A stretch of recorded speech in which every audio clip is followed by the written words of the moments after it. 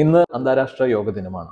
ശരിക്കും പറഞ്ഞ ഒരു മൂഡ് ചേഞ്ച് തന്നെയാണ് യോഗ എന്ന് പറയുന്നത്. ഓടുവാണെങ്കിൽ തന്നെ എനിക്ക് കിതപ്പായിരുന്നു. ഇപ്പൊ ഓടുമ്പം അത്രയും കിതപ്പ് വരുന്നില്ല. നല്ല എക്സ്പീരിയൻസ് ആണ്.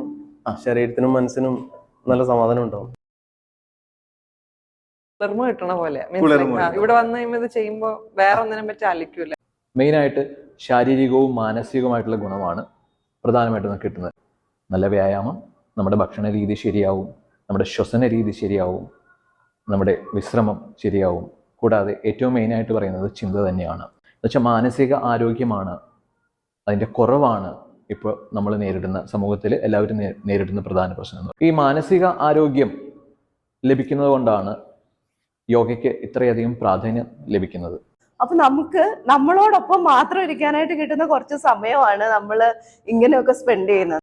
യോഗ ഏത് പ്രായക്കാർക്കും ചെയ്യാം. എന്ന് വെച്ച് കഴിഞ്ഞാൽ യോഗ എന്ന് പറയുന്നത് എനിക്ക് ഭയങ്കര ഇഷ്ടമുള്ള ഒരു സംഭവം. രാത്രികളിൽ ഉറക്കമില്ലായ്മ അങ്ങനെ കുറെ പ്രശ്നങ്ങളൊക്കെ വരുമ്പോൾ അതിൽ നിന്നൊന്നും മാറി കിട്ടാൻ വേണ്ടിയിട്ടാണ് ഞാൻ യോഗ പ്രാക്ടീസ് ചെയ്യുന്നത്. ശരീരത്തിനും മനസ്സിനും ഒരു നല്ല ഇതായിട്ടാണ് തോന്നുന്നത്.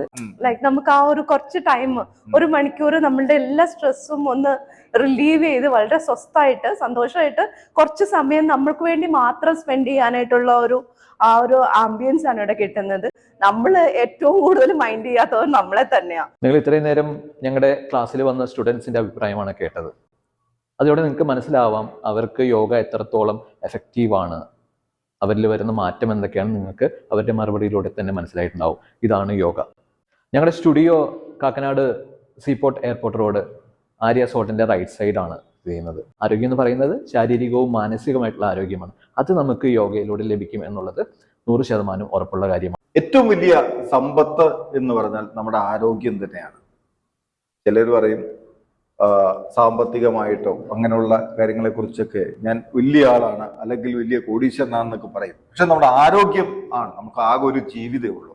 അപ്പൊ ആ ഒരു ജീവിതം സന്തോഷകരമായി നല്ല രീതിയിൽ കൊണ്ടുപോകണമെങ്കിൽ തീർച്ചയായും യോഗ അനിവാര്യം.